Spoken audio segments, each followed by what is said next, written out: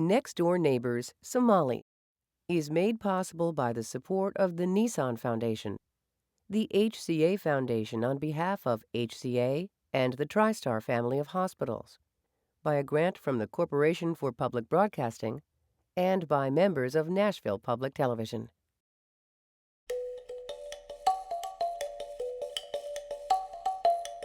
America is known as a land of opportunity, where through hard work, a person can make a better life for themselves and their family. For new destination cities like Nashville, Tennessee, the expectation of opportunity is extended to an increasing number of immigrants and refugees who find almost immediate access to jobs in the city's relatively stable economy. But for the immigrant and refugee communities living in Nashville, access to jobs is only one step towards achieving a prosperous future. Many desire education opportunities, want to learn English, to live in a safe environment, and build a thriving community rooted in the values and traditions of their culture. Some have attained all of these goals. Others face barriers too insurmountable and leave.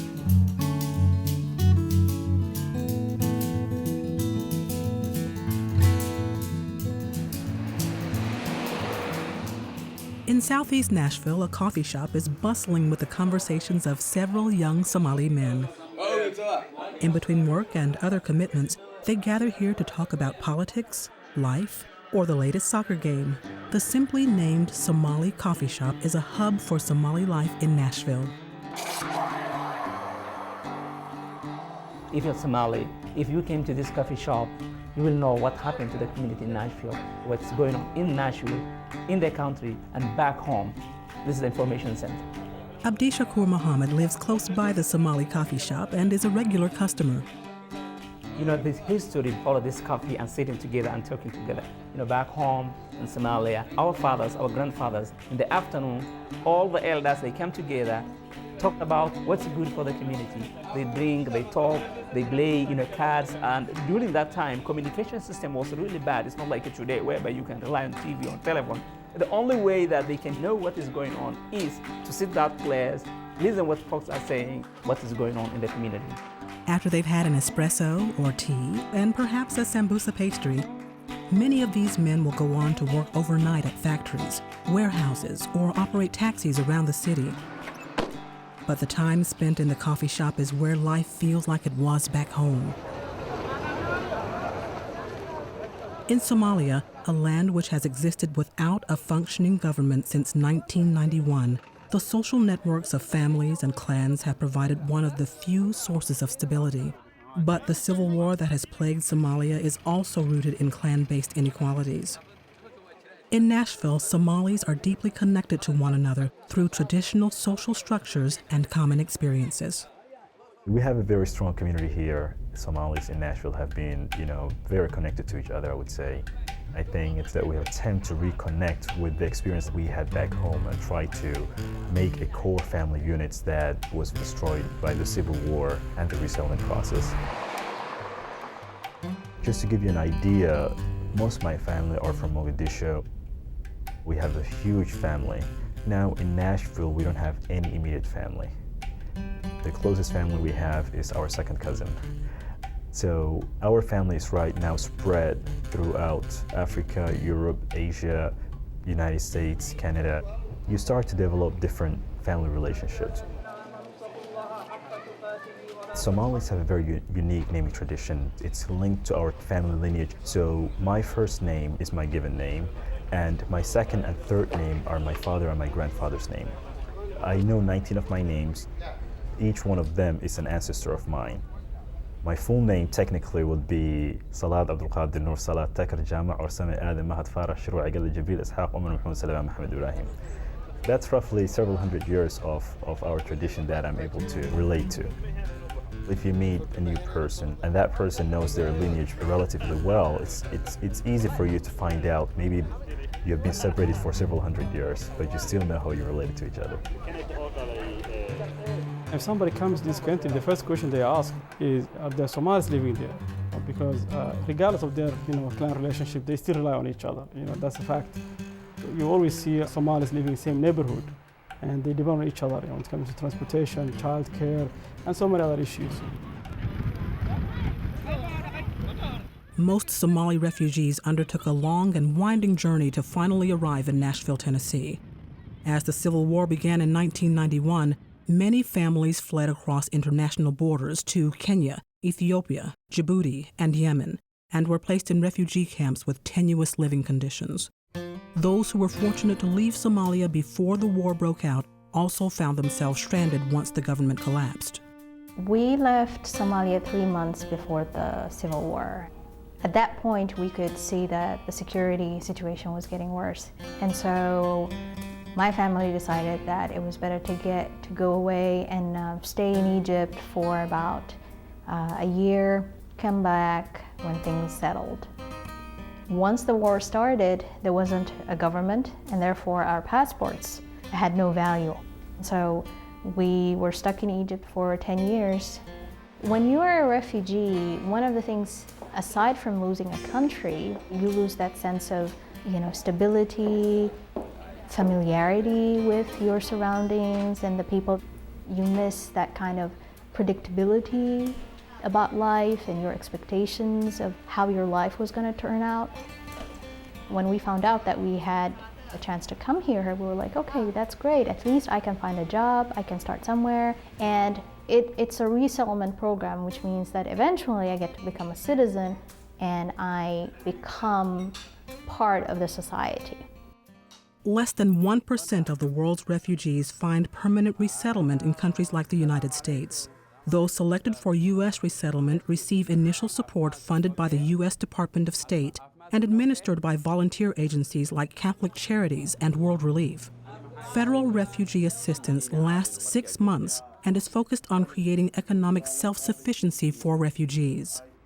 Many Somalis also came to Nashville from other cities in the U.S., attracted by the city's manageable size, moderate climate, and job opportunities. We chase the work. If somebody says that there's a lot of warehouse jobs in Arizona, Phoenix, Arizona, big folks will move. Somalis come from an oral society with nomadic traditions, and Somali communities across the U.S. routinely share information about living conditions and greater opportunities for themselves and their families. When Abdul Qadir Gure first arrived in Seattle, Washington, he wasn't satisfied with his situation there, so he moved. I consulted with my uncle who lived at that moment in California, and then he said, try Nashville. It was like the afternoon, 8 p.m. I went online to check up for a ticket for Graham bus. Then I was in the bus like maybe 11 o'clock. I think it was like around 58 hours sitting in a bus, and somehow it was fun, but man. As young Somalis are attracted to Nashville for job opportunities, older Somalis find life in Nashville more difficult and sometimes decide to leave. As a result, the majority of Somalis in Nashville are working-age adults and their children. Nashville is a good place for young people because, a lot of other places don't have as much of a manufacturing industry. But at the same time, for older people, it's hard to find many people of the older generation, like for my grandmother. So she feels kind of like a little bit isolated. Minneapolis, we have a big Somali community. It's an older community. If we went there, for example, my parents would have health care. My grandmother would have a bigger social network. But at the same time, I like it here. I have my house, I have my job. But it's a conversation that we have, on and off. At some point, we might decide to move. While most working-age Somalis find employment in Nashville, Somali refugees under the age of 18 are enrolled in public education. New students are placed in grade levels based on age, not ability. I became United States in 1999. I was 17. I went to the public school, Stratford High School, and started from 9th grade. Somalia's public education system collapsed along with the government in 1991. The educational background of the Somali community is diverse, depending on age, the financial situation of families prior to the Civil War, and which country Somalis fled to as refugees. Many Somalis who fled into neighboring countries found themselves in refugee camps with no access to schools. An entire generation of Somalis lost hope for an education. Those like Medina who were resettled to the U.S. with at least a chance to enter the public school system were vastly underprepared for their grade level. I don't have any background English at all. The teacher and the students and everybody speaking, English, and me only one is different. My language is different. How I look like is different. My clothes is different. Feel like I'm in hell. Medina's frustration continued at home. Her family encouraged her to stay in school, but they were unable to help her with her homework because they didn't speak English either. First year was worst year. It was just horrible. Teacher say, answer the question, I just guess. You guess this wrong. I know it's wrong, but I don't know the right answer. During her first year at Stratford High School, Medina began to pick up English, but many of Medina's friends, other Somali refugees like her, were beginning to drop out. They say, Medina, you're crazy. We need to get out here before we waste our time. We have to go work and make little money maybe to buy a car or something like that. They just drop out. I always want to be somebody, be a teacher, be a doctor. I just realized if you don't get diploma, you're never ever gonna be anything. Never ever gonna be in college and university because you don't have diploma. That's the key. Medina began to improve in school. She found 2 teachers who took her under their wing. One was my math teacher and my English teacher. My math teacher, her name is Miss Whitfield. She was in Medina. I'm gonna help you. Come my lunch time, my free time, after school, stay. If you don't have transportation, I will take you home. Then I stay after school until 6 o'clock. Medina studied hard for the next 2 years, staying after school, even visiting Mrs. Whitfield on the weekends. But when it came time to take the required high school exit exams, she didn't score high enough to graduate. I just took the test and I passed the math. But English I failed, and I just give up and say, that's it. Balancing religious and cultural life within the structure of the workplace has been another challenge for some Somalis. In Shelbyville, Tennessee, Somalis working at the local Tyson Foods plant made national headlines as they struggled to maintain their obligatory daily prayers in the workplace. Somali workers also wanted to secure leave for the 2 most important religious holidays. These challenges, along with the diminishing number of industry jobs, have pushed some to find other employment. I had my decision when I come to United States. I was looking for what is the job that can give me or could give me the highest freedom that I can get. When I come here, the first buddy who picked me up from the ground bus was a Somalian cab driver. He was telling me about the business, how things work, and how is this city, and how I can even get the permit. After 2 or 3 months, I ended up, though it's so risky, driving taxi. One of the positive things that people are rushing to drive taxi. First, you have the freedom. The freedom to work how many hours you like, or go to the mosque and pray, or even like chit-chat with your friends. Another thing is that all Muslims believe that the business is blessed. So everybody driving taxi just hit the road and depend on God, Maybe that day you will collect less, and maybe the second day you will end up more.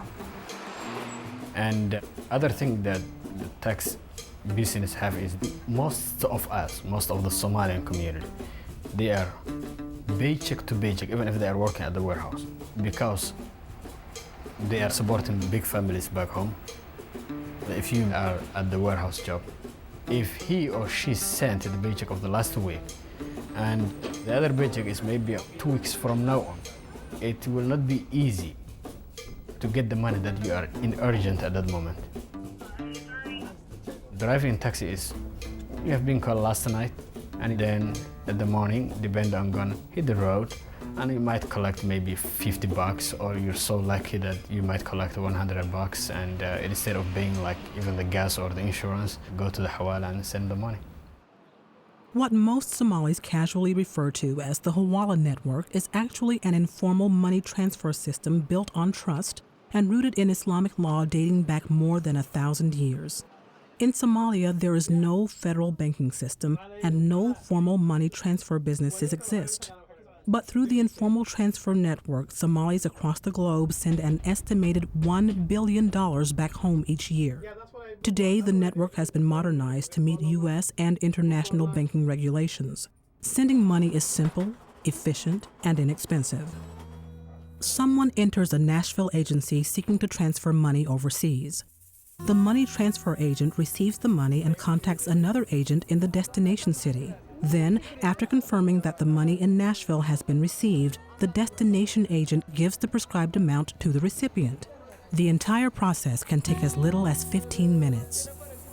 Everybody here is supporting somebody back home because Somalia is a war-torn country and most people live off money they receive from overseas. The money we're sending back home is the backbone of the economy in Somalia. In our business, we see a full picture of the community. We see the elderly, we see the young just from high school. We see people working in sometimes maybe 2 or 3 shifts, sending money back to their family in Somalia. They don't have a choice because they got called, mother is sick, mother is, cousin is sick, cousin is hungry. Without that, they will not survive. Sometimes people send the money to Somalia before they eat. I know some people that in this city that skip meals so they can save that money to send back to Somalia. You cannot think about saving or maybe keeping some money in your pocket or in your bank account. As long as the security situation there is this bad, not really sure if we will have any good chance of having maybe any kind of improvement here for the community. I'm not really sure. While Somali taxi drivers have found one way to earn money that can be tailored to their culture, there are disadvantages.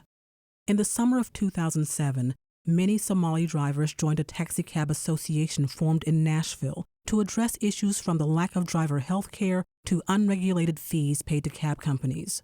Taxi drivers are also concerned about crime and working in dangerous neighborhoods. The negativity of cab business ranges between, sometimes you can't even bring maybe like $20 or $30 back home for the whole day. And it ends up to a place that you might get killed, and it happened. We lost friends who were driving taxi. Some of them lost parts of their body, and some of them are alive but get shot. And robbery, hatred, discrimination, it happens. That kind of words that we didn't know back home. Back home, you're white or black, it's the same. But here, it become like an issue that it hurts feeling, and it's difficult to be 3 different categories that having trouble here: immigrant, black, and Muslim. Believe me, it's really difficult. In 2003, a new group of refugees were resettled to Nashville that represented a marginalized population in Somalia. The Somali Bantu had been brought to Somalia as slaves in the 18th and 19th centuries and were excluded from the clan network, political life, and education in Somalia. The majority of Somali Bantu were farmers and come from a culture with no written language. For many Somali Bantu, life in the United States means experiencing schools, driving a car, or even turning on a light switch for the first time.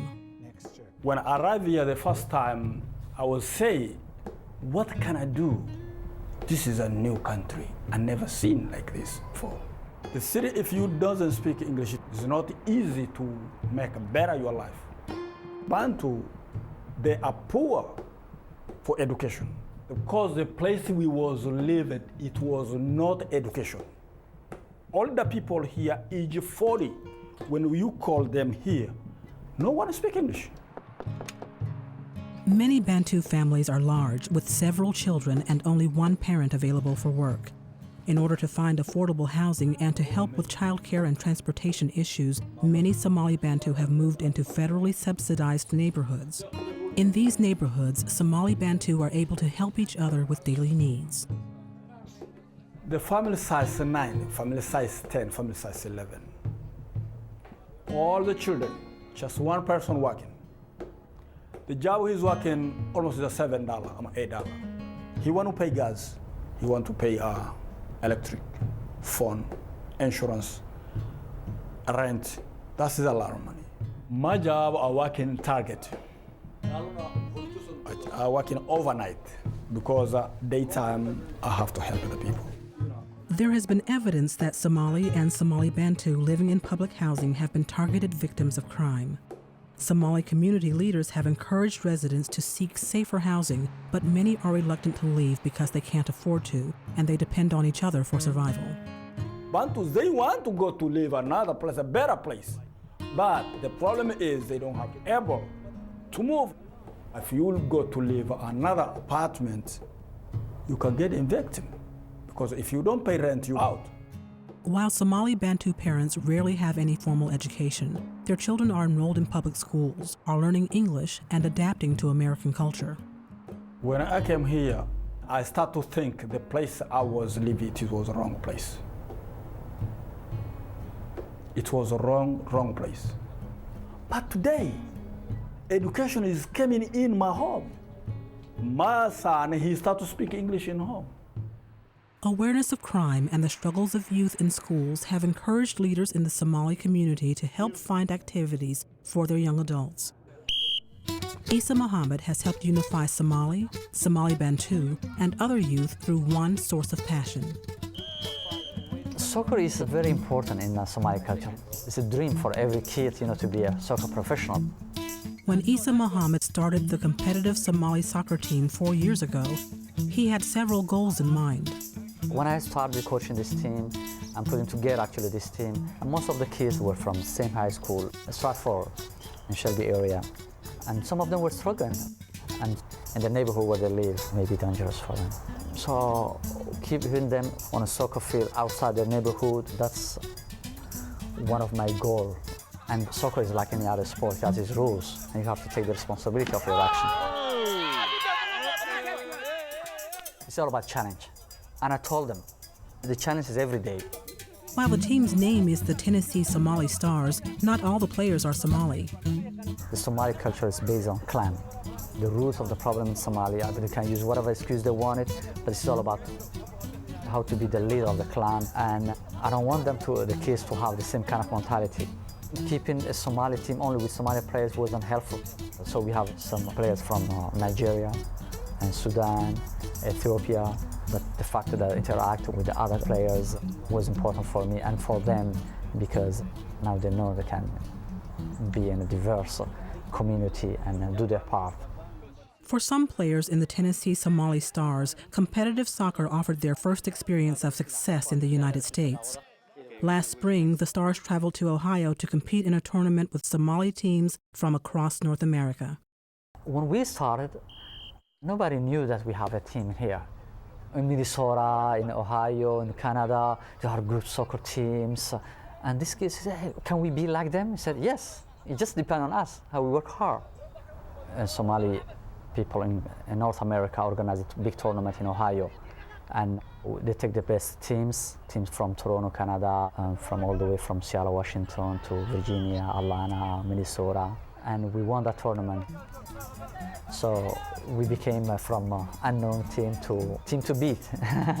And the kids know that, and they're really proud of it. For some members of the team, their success on the field and in school has led to college acceptance and even scholarships. That's my ultimate goal, make them, even if they don't play in college, at least make them go to college and finish school and help the rest of the community, because the Somali community is a community in transition. There is a growing awareness of the importance of education for the future of the Somali community in Nashville. Medina Hussein, who came to Nashville at age 17, entered high school and was unable to pass her high school exit exams, felt drawn to go back to school and graduate. One day I called Miss Woodford. She said, hey Medina, why you don't come back to school? I said, I just give up. She said, don't give up, just come back. Medina, you make this grade last time, you're gonna pass. And she gave me the date we taking the test. She said, come back this day. Before that day, you can come every day afternoon with me in the classroom. I can help you. the test came, then I stayed taking the test, reading again. Each paragraph I'm like 5 times. The final tap, the bell ring, she said, time's up. I just gave the teacher the test, just left. On her 5th attempt, Medina finally passed her high school exit exams. She had graduated. I was so excited. I feel like I graduated from university. I understand more than anybody because I was that situation. I know it's hard, I know that, but you have free school, free teacher, free bus, maybe free food. This is your chance. Take it. For many Somalis, surviving in Nashville has been about work, making money, sending whatever they can back home, and getting by. Education has often played a secondary role or been out of reach. I saw a lot of people in need that they are either in warehouse job or taxi business. So I decided to come up with an idea that I might push my friends and some other folks so that they can try to educate themselves and get a better life with their education. I remember the first meeting that we held, people were asking that question again and again, what should we do, how we can help each other? So we come up with the idea of starting a tutoring program. In the summer of 2008, Abdul Qadir partnered with the Somali Community Center of Nashville to help organize the program and Al Farouk Mosque to find a space on afternoons and weekends. The teachers are all volunteers, mostly Somali students at local universities. There are no books, no financial resources, no curriculum, but the program is tightly focused. First is math and English, because they are the basic 2 subjects in order to take any test. This is a small project, and we were not kidding ourselves and say, well, we're going to teach all the Somalis who are here. That's not something we can do. But this is just a start. Let us do one thing at a time. And eventually, when this becomes hopefully successful, others will join. Are we competent enough to teach? Maybe not. Some of us have never been teachers, maybe in their lives, but I think it's worth it. Right now, if we educate ourselves and our young generation, we can set the bar for them. Right now, maybe 5% going to college, and the rest divided between warehouses and taxi driving or truck driving. If we set the bar high and say, can we make maybe around, I can't say 100%, but 50%, maybe next 2 or 3 years, maybe the next generation will say, yes, this is what we can do, and finally they can catch up with this fast-moving life in America, which is the final goal. How we can take the positive and drop the negative, and then be part of the community, the big moving community.